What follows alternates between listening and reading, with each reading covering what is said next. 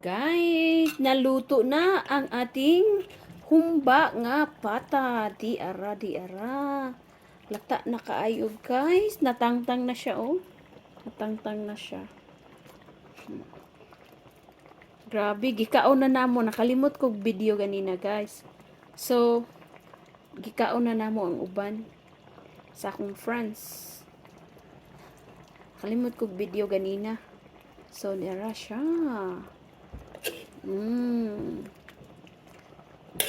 Humba nga pata. In my kitchen. Grabe guys. Oy, kalami guys.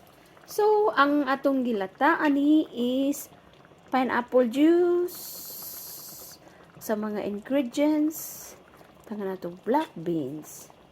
Nara guys, kalas kay kanon. Thank you for watching.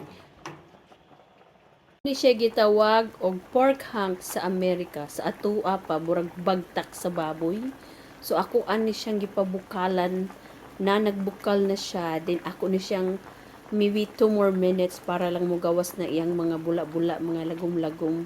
Kunya, ako ni siyang humbaon. Let's see. Ako na siyang gi-season. So, gibutangan og mga lamas, bumbay, sibuyas dahonan, ground pepper, whole onion, whole garlic, bay leaves, everything in there.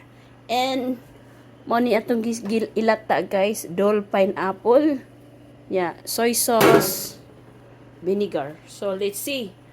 Why ang kaha ang gilatan kay dili ma sulod. Mora na akong kaldero nga dako. So let's